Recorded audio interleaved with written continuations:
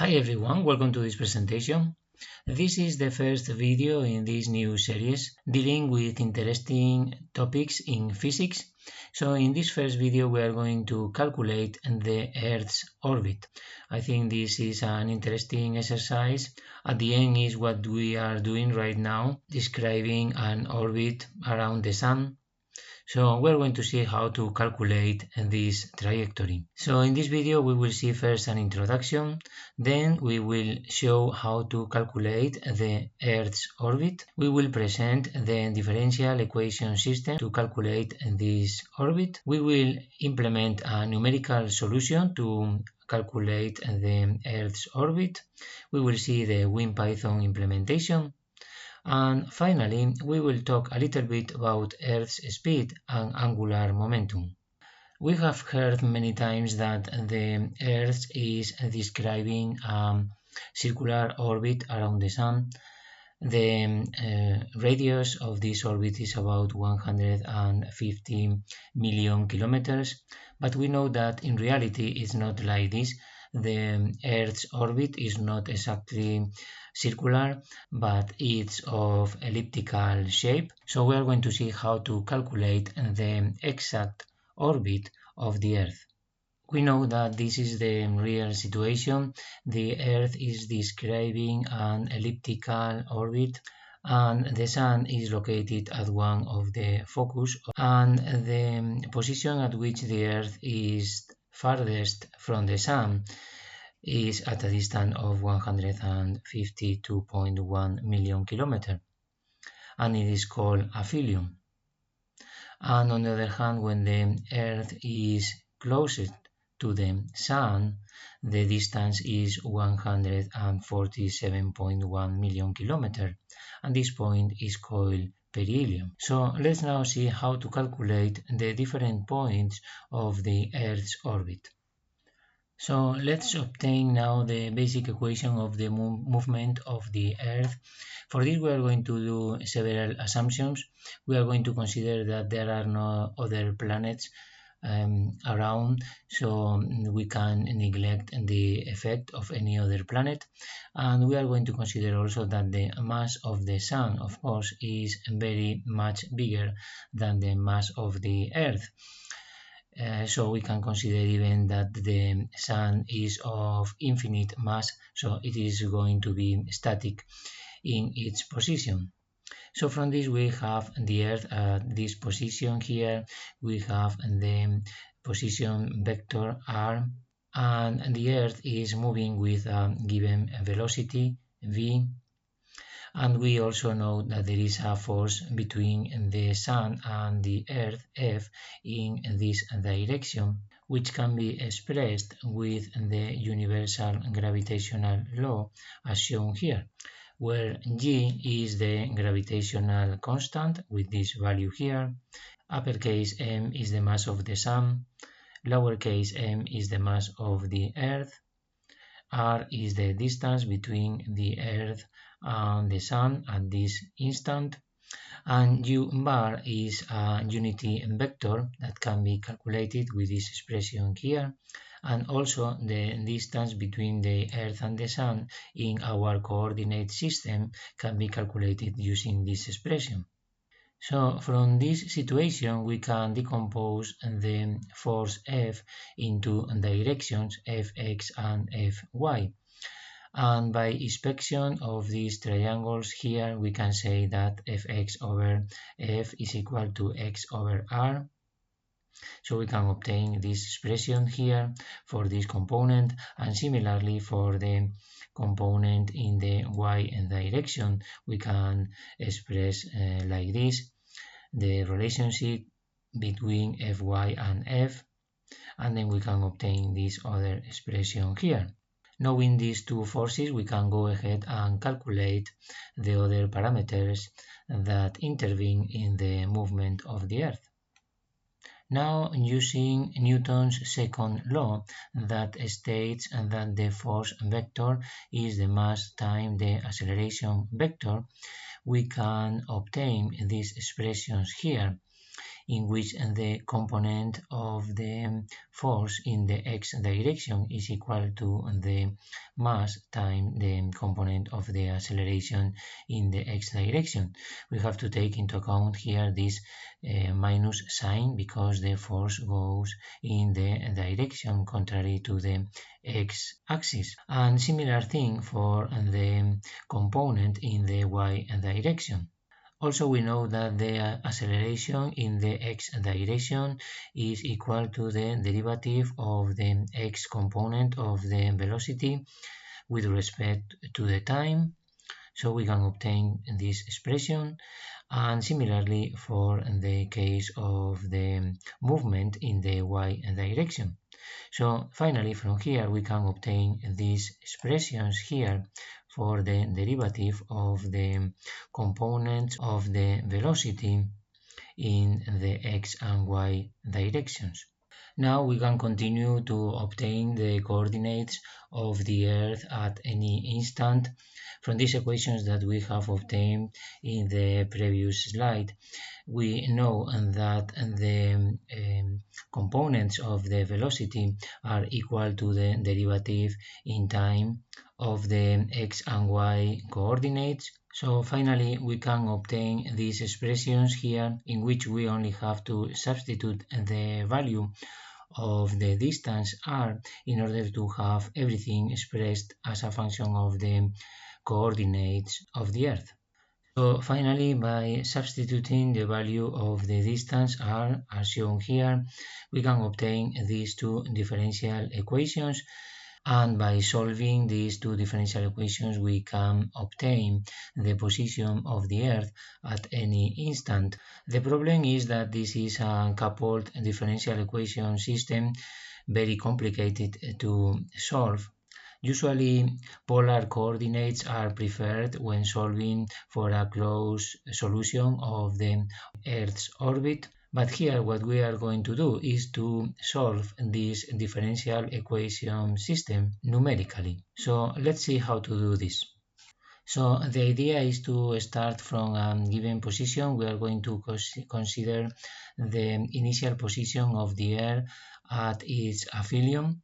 So these are going to be its coordinates at this point. And then we are going to calculate the new position of the Earth after a given instant delta t by solving numerically the differential equations that we have seen before. So we can go one delta t and know the next position, then another delta t and know the next position, and so on. We can obtain the complete orbit of the Earth. So this is the way that we are going to solve the equations numerically.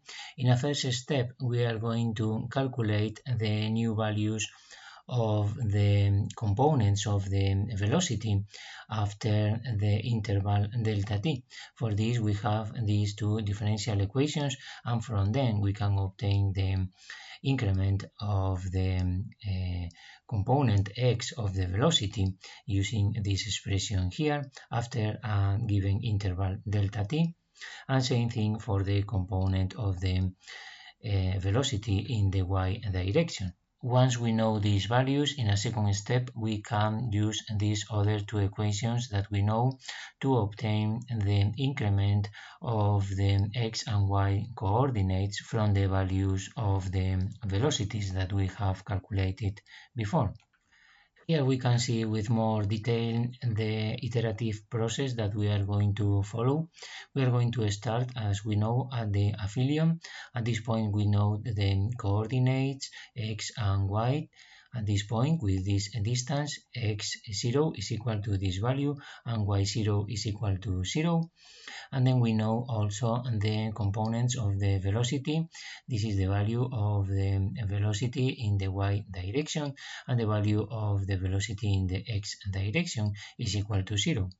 So we start here at iteration number 0 with this value that we know, and then we can calculate the increments of the components of the velocity with the expressions that we have seen before.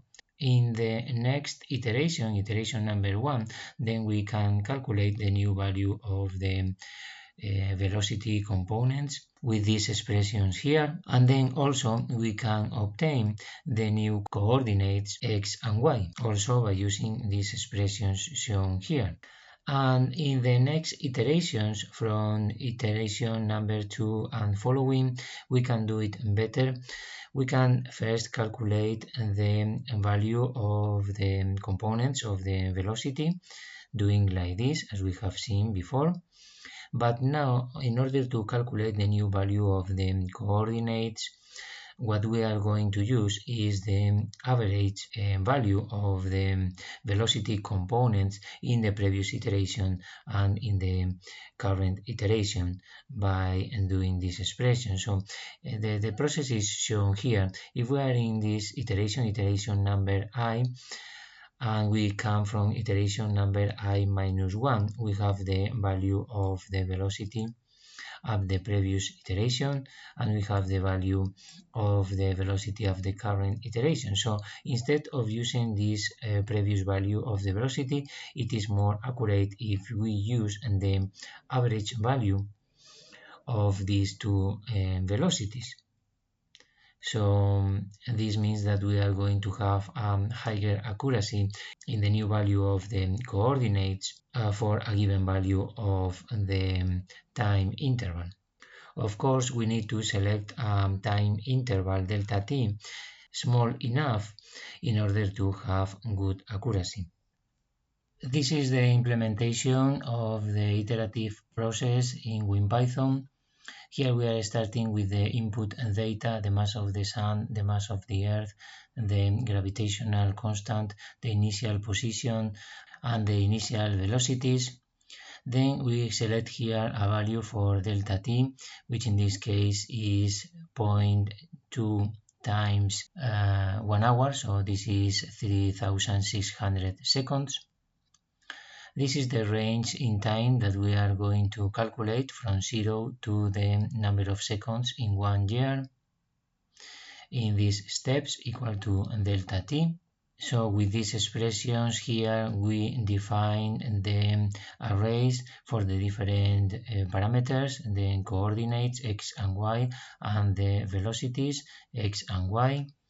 Then we define two functions for the new values of the velocities with expressions that we have seen. We have here the initial point with the position, the coordinates, and the speeds.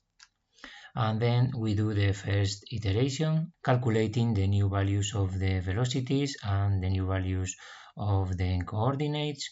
And then we go to a loop in which we calculate, as we have seen before, the new values of the velocities and the new values of the coordinates.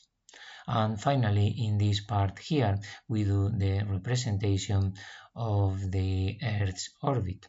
If you are not familiar with WinPython, I recommend you to take a look at this video, WinPython number 1, Introduction. So now let's run the program. We have here the program in Python, and the parameter that we can control is this one, delta t.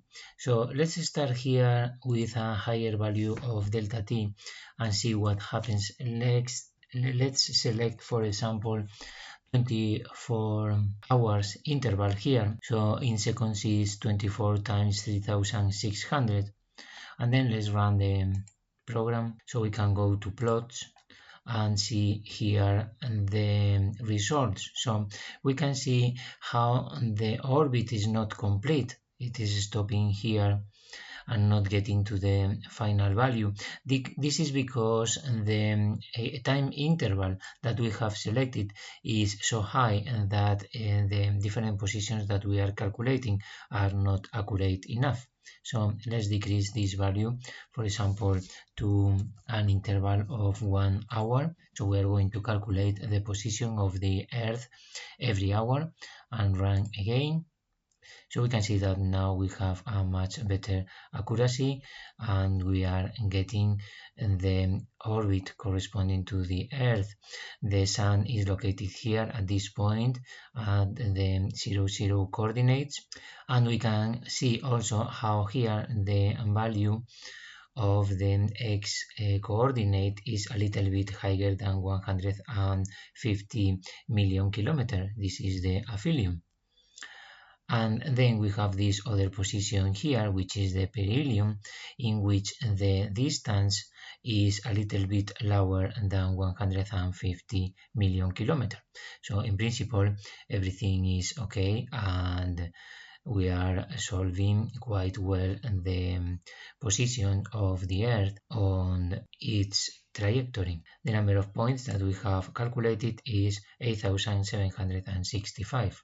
Now, out of curiosity, we're going to calculate the speed of the Earth at each position. So for this, we are adding this new array for the representation for the different values of the time. And then we are adding also this other array for the value of the speed. And then in each iteration, we are calculating the value of the speed as the square root of the addition of the squared components of the velocity in the iteration number 0, iteration number 1, and in the rest of iterations. And then finally we are doing here the plotting of the speed as a function of the time. So now we can run the script and see the results. And here we can see the speed in meters per second as a function of time. So we have here the speed at the aphelion, which is a little bit higher than 29.25 kilometers per second.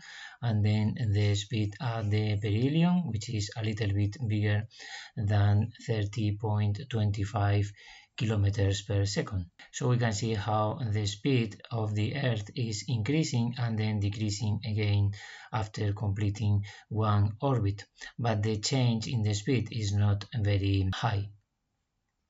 Now we are going to calculate a very important parameter in the movement of any planet, which is the angular momentum, L, which is equal to the moment of inertia times the angular speed. And the moment of inertia is the mass times the distance squared. Also, the angular speed can be calculated by dividing the linear speed by the radius. So we can obtain finally this expression. And as we know, in the movement of any planet, the angular momentum remains constant. So we are going to calculate this angular momentum from our script in WinPython and see if it is really constant. So here we have the new script for calculating the angular momentum. We have added now these other arrays, one for the distance r and another one for the angular momentum.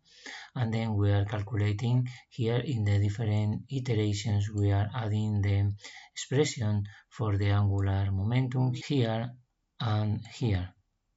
And then finally we are adding another plot here. With this statement, we can represent the angular momentum as a function of time. So now let's run the program. And here we can see the value of the angular momentum, which is constant and approximately a little bit higher than 2.5 times 10 to the 40th. So with this we have obtained everything: the trajectory of the Earth, the orbit, then the speed of the Earth as a function of time in the different positions of the orbit, and then the angular momentum, which is constant. Finally, let's do a little discussion about the shape of the orbit. If we go to the literature, we can find this expression here, which is the closed expression of the orbit of the Earth or any other planet in polar coordinates. We can see that it depends on the mass of the Sun, the mass of the planet, the angular momentum, and the distance here x0, which is the distance from the Sun at the aphelion. And we have this other value, these other expressions to relate the polar coordinates and the Cartesian coordinates. So this expression here for the orbit could be a circumference, could be a circular orbit if we have this value here for the distance of the planet at the aphelion, which is equal then to the radius. So in the case of the Earth, it will be circular orbit if it was at a radius exactly equal to this value here, which is equal to 149.5 million kilometers. We can obtain the same result if we assume a circular orbit, and then by equaling the centripetal force here and the gravitational force, then we can obtain the value of the radius that is necessary to keep circular orbit, which is the same value as we have seen in the previous slide. So comparing the two possibilities to have a circular orbit or to have an elliptical orbit, we can see that to have a circular orbit for a given angular momentum of the planet, which is something that is related with the formation of the planet, with the origin of the planet, we have only one possibility to have this value of the radius. However, to have an elliptical orbit following this expression here, we have infinite possibilities for a given value of the angular momentum here, because we can have an expression for any value of the distance from the planet and the sun at the aphelion. So at the end, the conclusion is that it's not wonder that all the planets at the end and all the objects that are orbiting the sun have an elliptical orbit. Finally, I would like to say that this presentation has been inspired by reading the Feynman lectures on physics. So if you are interested on this topic or you would like to have more information about it, I recommend you to take a look at these books. Well, this is all today in this presentation. Thank you very much for watching. I hope that you have enjoyed this video and I hope to see you in the next one. Goodbye now.